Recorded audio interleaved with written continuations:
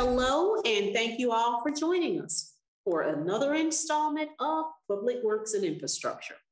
I am your chair of Public Works and Infrastructure, Lorraine Cochran-Johnson, where I proudly sit alongside Commissioners Robert Patrick and Commissioner Ted Terry. Today we have a pretty straightforward agenda, and we will follow it as written. We'll start with the minutes from the meetings of April 19th and 21st. And I do believe that all were present for both. So we can take item 1546 and 1557 as one motion.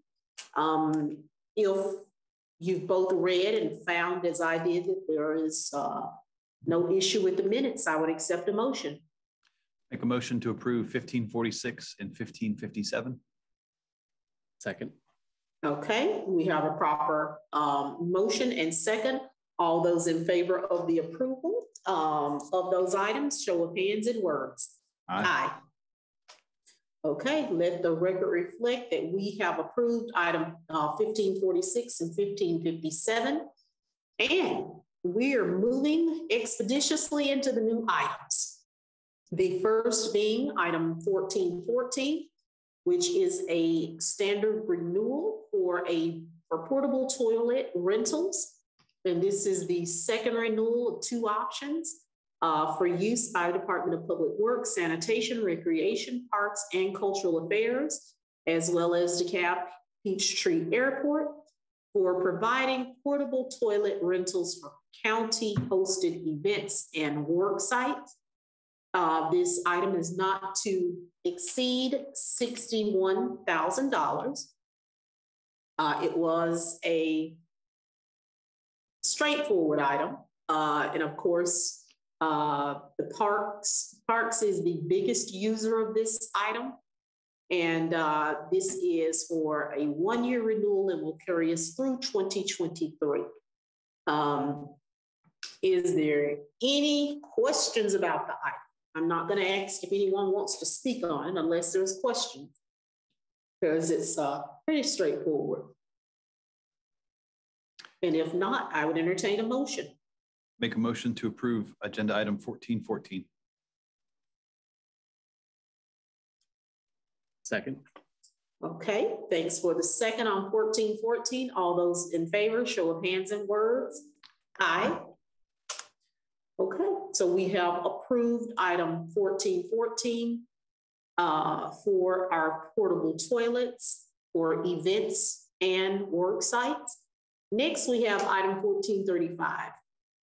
And this is a sole source purchase of 12 39-foot dump trailers by East Manufacturing Corporation for the Department of Watershed Management to safely carry sludge from the treatment plants to the landfill. They are recommending the award to East Manufacturing Corporation, not to exceed $844,800. And on item 1435, I think we should note that what happens after the dewatering of the sludge is then hauled to the landfill. And we are now assuming this responsibility as the county. Previously, there was a contract for this work, and it was for about $1 million. And the contract has expired, and the county is now taking over the desludging. And they are on board, and the county will be on board managing until it finishes the purchase of the equipment. Purchases for new trailers, and these trailers also provide temporary storage while others are being used to transport sludge to the landfill. Anyone care to speak more? And Commissioner Terry, I'll recognize you first, seeing your hands. Oh, I can let Director Hayes speak on this item first, and I can ask my question. Okay. Director Hayes? Yes, sir. If you have a question, I'm more than happy to answer your question. Okay, now, great. Thank you. I'm sorry. Now, one question that I have, because I know that we're bringing this in-house, it had previously been handled externally. You're asking for on this contract, let me go back to it, $844,000. The $1 million that we were paying, was that on an annual basis or was that over multiple years, Mr. Hayes? So, Madam Chair, that contract initially executed in 2014. The contract was, I'm not certain if it was annually, but it was executed on the tonnage that was sent out. Okay. And so the more they processed and hauled away, the more we paid. And were they paying the landfill tip fee as part of that contract? DeKalb Watershed was paying the tip fees. That was a part of what, and we will continue to pay the tip fee. Okay, and I guess that was my question, Madam Chair. So now that, so we're buying the dump trailers, and so I assume we already have the trucks to haul the trailers.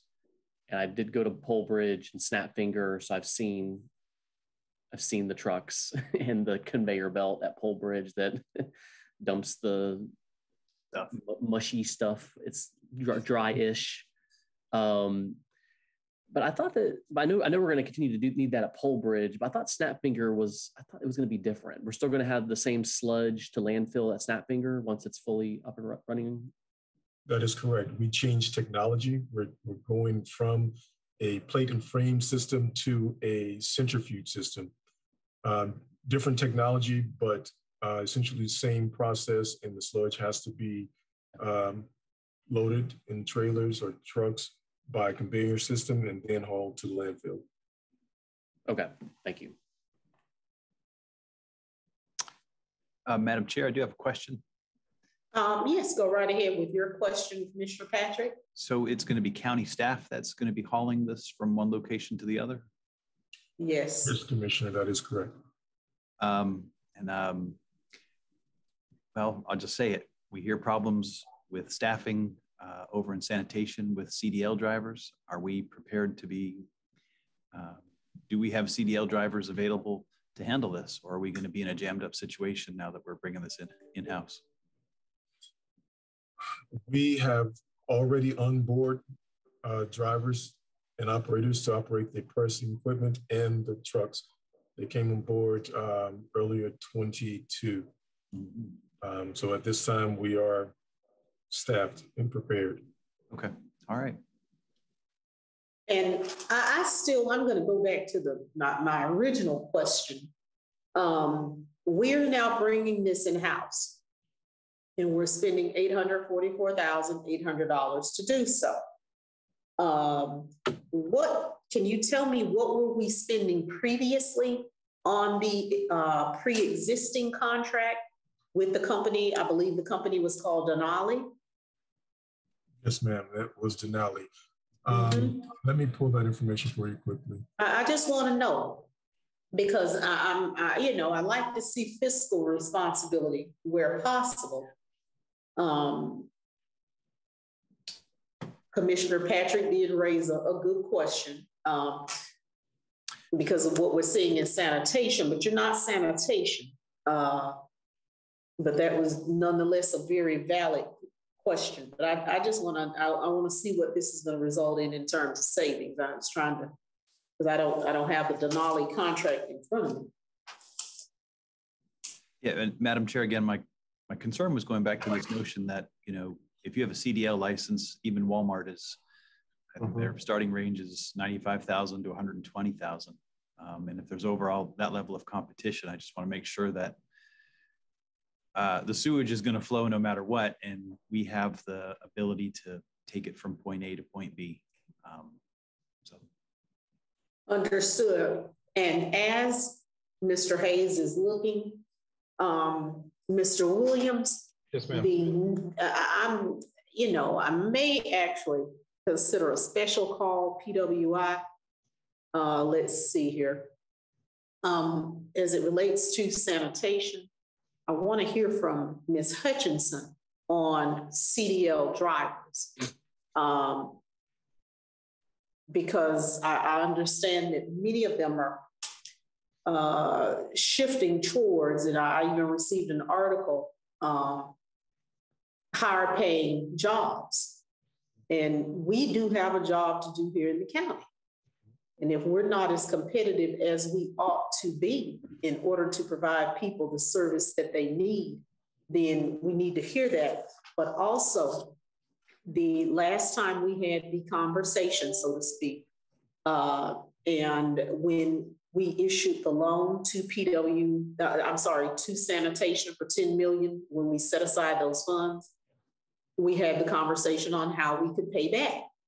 And we are yet to receive the new rate structure that were discussed. The tipping fees, there was discussion there. And I said during that time, when we were told that, she could generate $6 million, I believe, annually, or if it wasn't annually, I remember a 6 million figure. And I said, go pay these people more. So it appears there may be money there to facilitate. Yeah, and do you have something there, Mr. Williams? Yes, and thank you, Madam Chair. And there's a few things. First of all, I think the specific answer, if I'm looking at the notes, it looks order of magnitude on the last contract, but the time period, I'm not as certain. It's like $1.145 million. As it relates to the CDL drivers, that's an issue that we are facing and grappling with throughout our organization, whether it's sanitation, roads and drainage, fleet, watershed, any place where there are CDL drivers. And so we have been meeting extensively over the past 6 weeks, I want to say, with HR and with each of these departments who are facing the out migration of CDL drivers. And we have some very specific ideas that we're developing and will be presenting in the very near future that will apply across the board.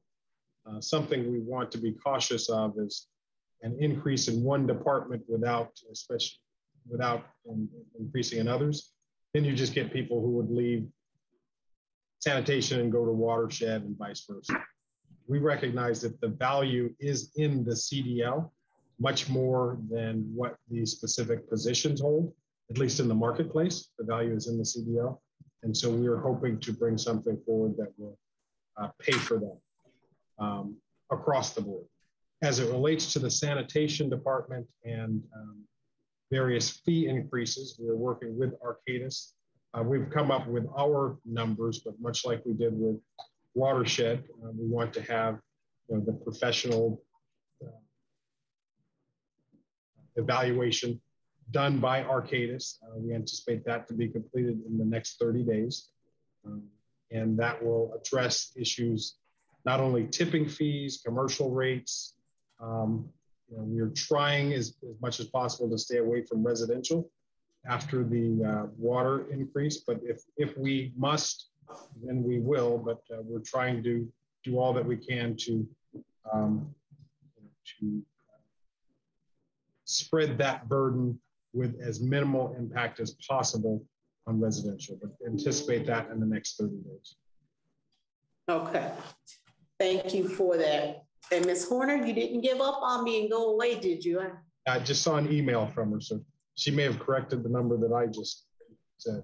Well, I was going to provide the number you did.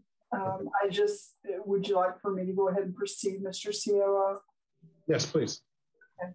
I did check the Denali contract in Oracle, and we averaged $640,000 a year in payments to Denali over almost a 7-year period of time.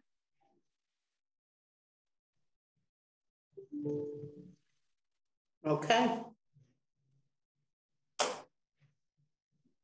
I won't run numbers, but okay, I understand. Yes, correct, sure. So we amortize the $844 on vehicles over that and staffing.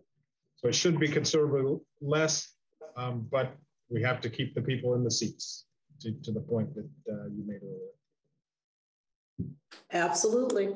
Okay, not a problem. And with that said, let's see here. Do I see any hands from fellow commissioners? And if not, if all questions have been answered on this item, we're now pulling it in-house. There's been an indication that the department watershed is more than able to perform and should result in, because those containers, the life expectancy of those is quite long, should result in quite a substantial savings. I like to see us trim fat where we can and get lean around here so government can learn to make a little money and not always spend it. So hopefully this will work as well in practice as it's been presented to us here in theory. And if there's nothing else, then I would accept a motion on this item. Motion to approve. Second. Okay. All of those that are in favor of the approval of 1435, show of hands and words. Aye. Aye. Okay, so we have approved 1435. We are now at item 1446, and this is a change order 1, the contract number 1284480 for safety shoes for use by Public Works, Sanitation, and Beautification, piggybacking off the competitively let Fairfax County, Virginia contract for safety shoes awarded to Safeguard Safety Shoes Company in the amount of $124,500. And hold on just a moment.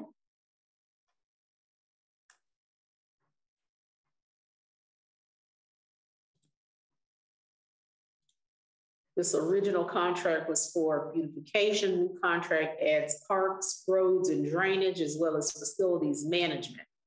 Roads and drainage utilizes these shoes most. Who wants to talk about this? My apologies, Commissioners. This is Director Hayes. I had technical difficulties. I'm on a different device now, and I'm trying to catch up.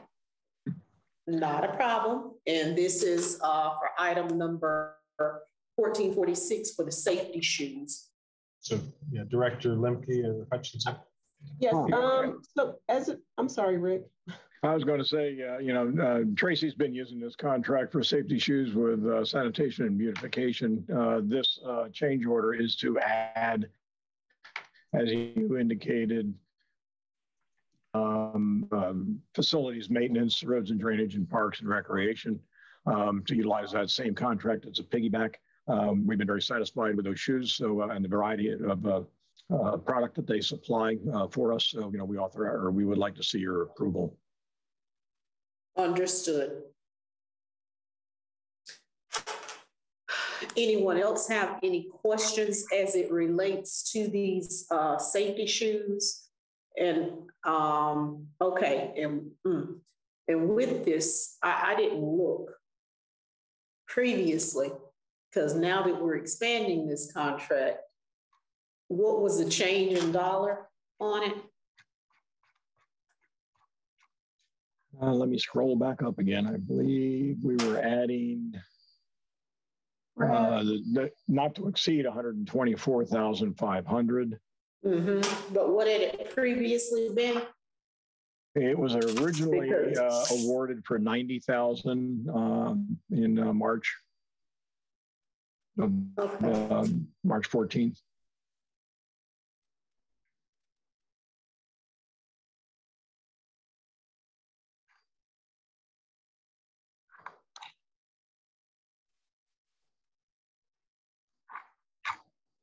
So basically about 34.5 is what we're increasing this to. We're adding several new departments. As we are adding to this. Yes. Parks, roads and drainage, and facilities management. How many pair of shoes does $124,000 get? Commissioner, the shoes are about $100 a pair. A standard pair of shoes is about $100 a pair. Okay. Bear with me.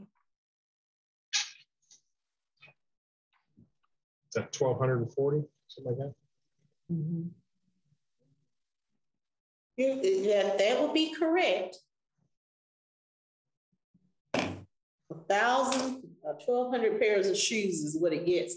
And I know this is worthless knowledge, but how long does it take us to go through 1,200 pairs? And are these on demand, or do we just have an arsenal of shoes, and as people are hired, they walk in and we just size them up and pass on issue shoes? We actually do a little bit of both. You know, and the wear rate on these really depends on the function and what is being done, you know, out in the field. You know, each time we have a new employee, certainly we need to issue shoes that are safe to provide for that safety. You know, when people have shoes that wear out, we're going to replace them because we want our people to be safe. I do not recall, and Tracy, maybe you have the information as far as a normal replacement rate for your department. You're probably go through more of them than anybody else. We do. So as Director Lemke said, you get them when you first come in, and the shoes can range up to about 3 to maybe 4 months. But a normal collector would probably go to a couple of pair of shoes a year. Wow. Madam Chair?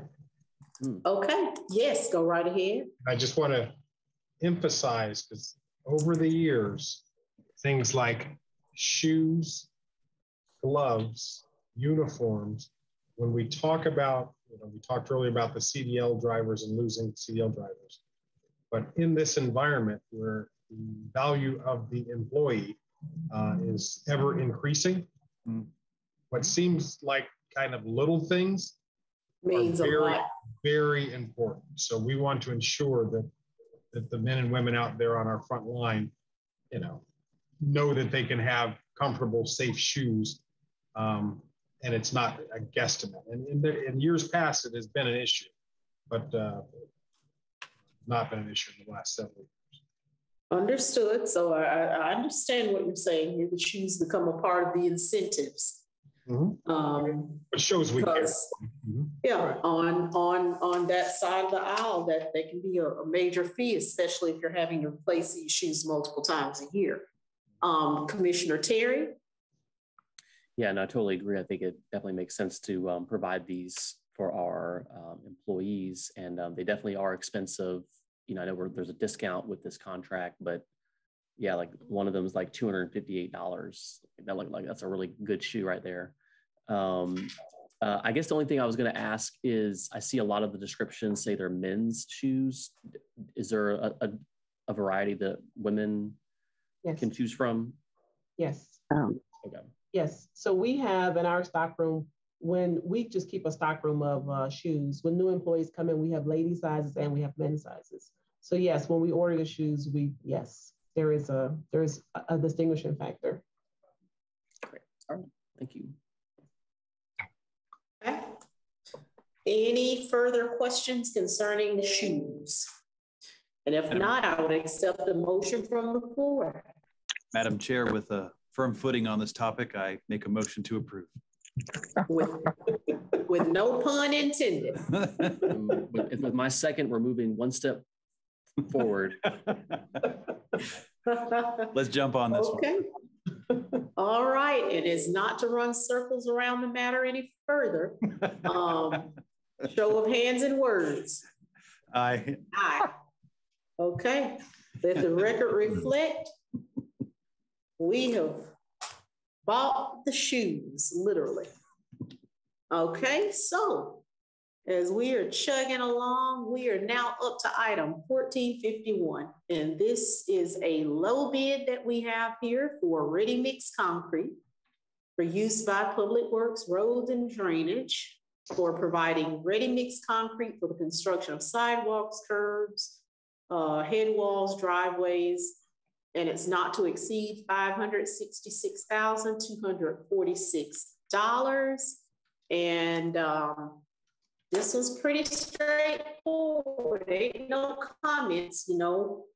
You go through this ready mix concrete, and it's just time to buy it again. And I see that good old Miss Allen, our director of roads and drainage, has popped up there. So I take it you want to say something, Miss Allen? Yes, ma'am. Good afternoon. I just wanted to add that, yes, ready mix concrete is just one of our most critical items in roads and drainage.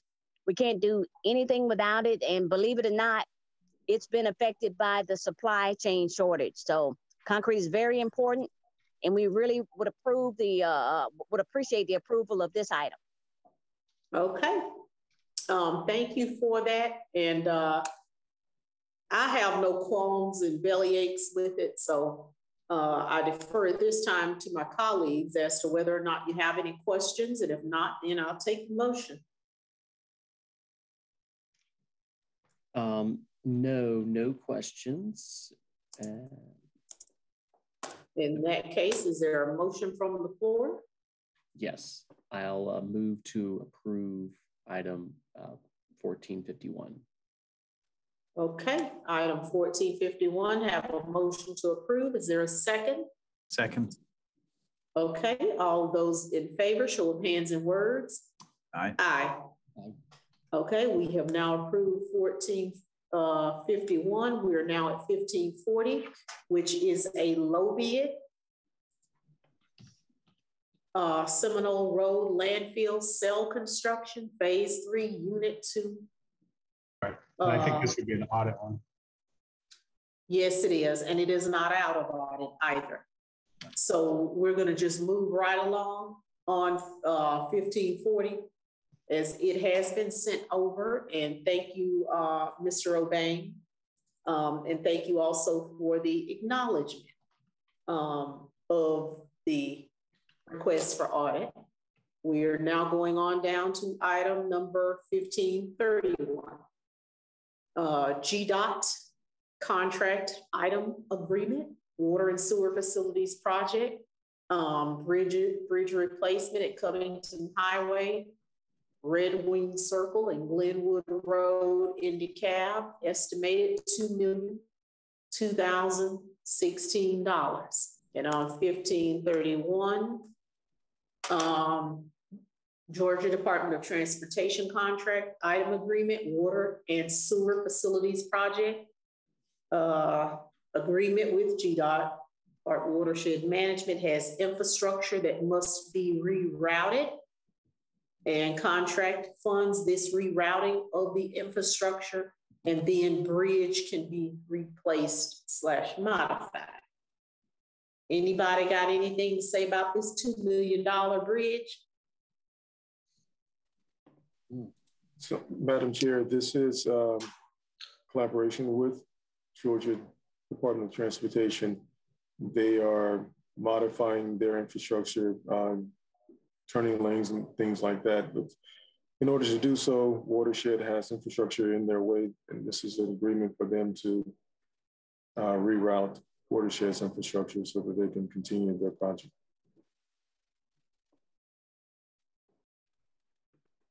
Okay, well, you said what I said. So I guess we're in agreement on what the paper says. Any questions about this rerouting? Because the rerouting is what makes it necessary. So I'm assuming. Now we're going to start some assumptions here. Let's see how far that's going to get me today. We're dealing with this because because of the need to do the rerouting. So it makes sense now to go ahead and address the issue of the bridge. Is that safe to say, Mr. Hayes? The bridge came first because they want to modify the bridge. We have to move our infrastructure. Okay, so I'm trying to figure the chicken or the egg. So you told me it's the egg. Okay, that's all I needed to know. So guys, it's not like reading it. It is not an optional thing. It's something that needs to be done. And I guess we can say we'll get a good bridge out of it. And at least it's not a bridge to nowhere. So any other questions about it?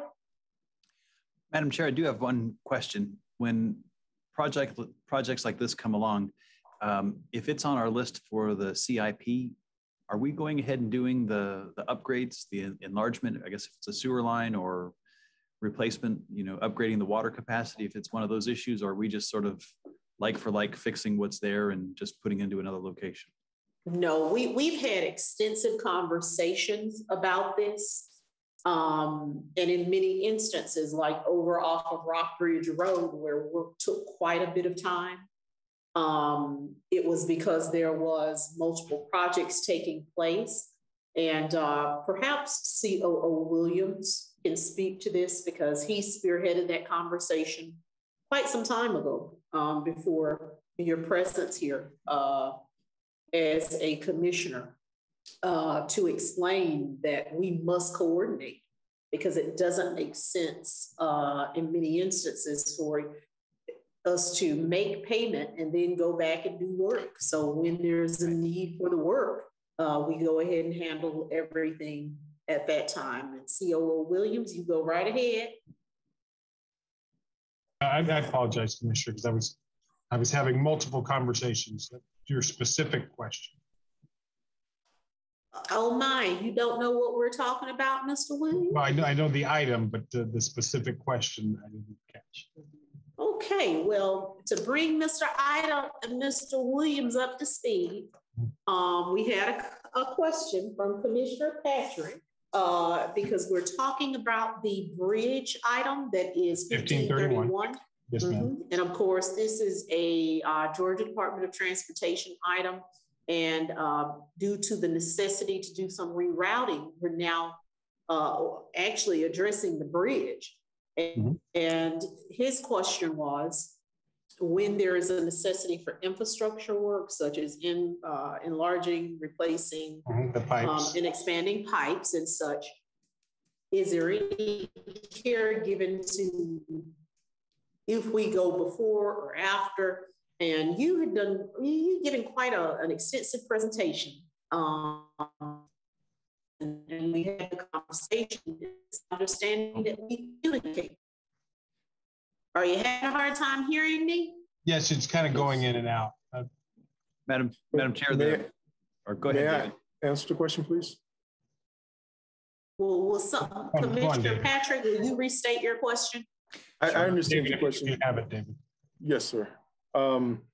When this project comes up, Department of Transportation, they do reach out to Watershed, and our engineering department and their engineering department, we do communicate together and understand exactly what their ask is, and we coordinate what's needed. If there is an upgrade or a schedule of pipe that needs to be changed, we do it at that time. And it's important that we do it at that time because Georgia DOT does not like for other municipalities to go into their roadways, especially when they're new. So anything that needs to be done, when we coordinate together, we make sure that we complete all work that we know that needs to be done at that time and only allow emergency work from that period up until 5 years. Gotcha. Okay, thank you. Commissioner Terry? Yeah, the only question I had was in the packet, there is a letter from Archer Weston, and it says the total betterments price is $1,740,883. And then there seems to be a mention of if we opt out of this, the price goes up by $183,932. Is that where the 2 million's coming from? Where's the discrepancy between the 1.7 in this letter and then the 2 million for the agenda item? Commissioner, I'm not certain of that. I'll have to get that information and I can provide it to you. Okay. And I would say, I was assuming that the cost, if we opt out of it, it would be higher after the work is completed. Let me use the proper word here. I drew the conclusion that because the project is being addressed at this time. It's just more economically friendly to do the work at this time. But if we were to come back later to have the work done, this would change. But that was me drawing the conclusion after looking at the letter. So if there's someone who wants to state specifically, then yes, Mr.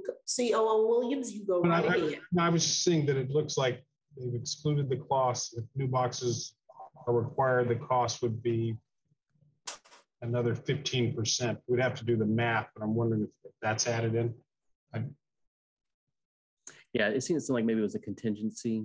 I just didn't know if we needed to, if this letter was from Archer Weston was just like an estimate, and then the 2 million is the department's just like contingency, I guess is what I'm saying. Yeah.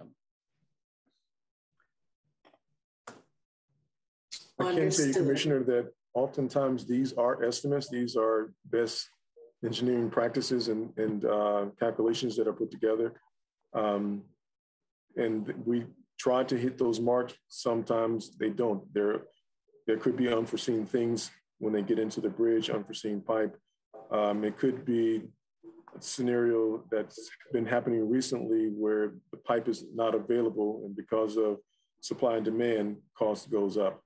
So this is definitely best estimate. Okay. Well, I guess maybe would it be appropriate to have some just in the agenda item documentation where the $2,216 or $2,002,016 is coming from? I will get a breakdown of the numbers for you, sir. Okay. And hold on here. I did some quick math, Madam Chair, and if you take that $1.7 million number and multiply it by 1.5, you come up with about 55 cents shy of the number that was quoted in the $2,016. That's the 15%. Yeah. Okay. All right. So that's where it's coming from. It's 15% contingency. I guess based on, looks like boxes, vaults, right, fire hydrants. But that doesn't seem like it. That would suggest that there's 15% contingency for the whole project, and the letter suggests that there's 15% for just a small number of things, like meter relocations and new water meters. Which there's no water meters on the bridge, are there? That'd be weird. Or fire hydrants, for that matter. So, anyways, I just want to flag that. We'll spell it out. We'll spell it out. Yeah. Okay. All right. Well, maybe we could just can we approve it just with pending final kind of clarification of the price? Is that Second? Working? Second. Great. Thanks. Okay. And with that said, that's absolutely fine with me, because when I look at these things, I deduce and come up with sometimes, but let's be specific. That being said, we have a proper motion to approve, pending a breakdown of the cost listed for the sake of clarity. All those in favor, show of hands and words. Aye. Aye. Okay. And once you get that, just send it over to us. Mr. Hayes will be able to put a memo together in the morning and get it to everyone. Okay. And wow, I am absolutely shocked, but we are down to the last item of the day. And hold on just a moment. We are now at item 1588, and it is agreement for the construction and financing of sewer upgrades with Legacy Park South Housing Village, not to exceed $200,000. And on 1588, this is a substitute that we have for the construction and financing of sewer upgrades with the Legacy Park. Request for agreement between DeKalb and Legacy, proposing to construct and provide low-income housing. This area has limited sewer capacity.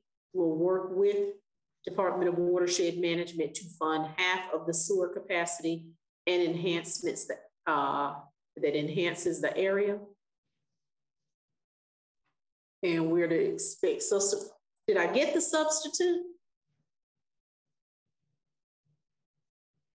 Mr. Williams, are you with us? Yes, I'm here, Commissioner. I believe that was distributed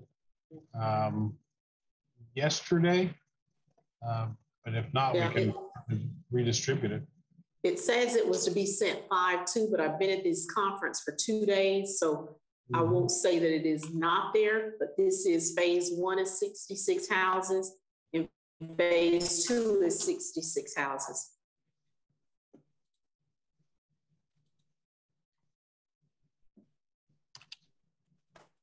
So Mr. Hayes, do you want to touch? So let's have discussion on this. Anybody, let's talk about this. Who's going to talk about this one? So, Commissioner, yes, this is an agreement within the city of Decatur and of the builder legacy. They are producing low-income housing. They're total of 132 houses. They're going to do it in 2 phases, 66 houses per phase. The substitute that you were expecting was to break down the split of the payment and the 2 phases. Again, 66 houses per phase, and when were they expecting to make payment for those, for the connection of those 66 houses? I need you to repeat that last sentence. I've had a COO Williams moment. I wasn't paying attention. So the payment, the substitution was to clarify when the payment was expected for phase 1 and phase 2 of the contract. Okay. And Commissioner Terry, go right ahead. Yes, so thank you, Madam Chair. So this this item is the watershed department is paying for this improvement. We are sharing the match. Yes. It's a match. Okay, so we're splitting the cost 50-50 essentially. Okay, so it's 400,000 total. And our part's 200,000? Yes. Yes. Correct. Okay. And then this seems like a, okay, so this is like a little bit different than the PepsiCo one. And then the other ones where developers will be paying the full sort of cost. No, it's exactly like the Pepsi, other than this is community enhancing, where the Pepsi was more so state funded and provided opportunities for jobs. No, I understand, but we're not paying for PepsiCo improvements, right? So yeah, well, we Pepsi, did. It's a split. It's a split. It was a split. Yeah. We covered a portion. Are we splitting all the? I guess they have to split it because I'm confused. Well, let me say this, because when Commissioner Gannon was here and I sat with her on PECs, one of the things that we had picked up, because, you know, in all honesty, it is not the fault of the business that in many instances, we may not have the necessary infrastructure to facilitate development. So we had actually talked of creating some form of program that would allow us to issue credits or even tax abatements in some instances. So even though we didn't make it to the program, what I'm seeing us do here is have some discretion in offering businesses that choose to move forward with development in areas that may lack adequate water sewer capacity to move forward, and there is a split. Now, I do see that we have Ms. Hauser here, And of course, I'm assuming, is this tank going to hold and release during off-peak hours? Or in this particular instance, because can't give folk what we don't have if the capacity isn't present. So I'll let you, Ms. Hauser. Okay. Explain. So right now, under the modified consent decree, we now have the options of where capacity is not available under, the review we take with the dynamic model and other factors. We have an opportunity to utilize credits. We have split that program into two groups. You have your individual homeowner, your mom and pop business, any entity that's building something, let's say smaller than 21 houses, where the county, because of all the work we're doing on the system, we generate credits which allow those entities to connect. Those are your smaller entities. And the only thing we require them to do is ensure that they're installing low flow appliances, ensure that their systems, their private laterals that are connecting to our public sewer systems are airtight, so not allowing stormwater to access our system, essentially being good stewards of the wastewater system. So that's one group.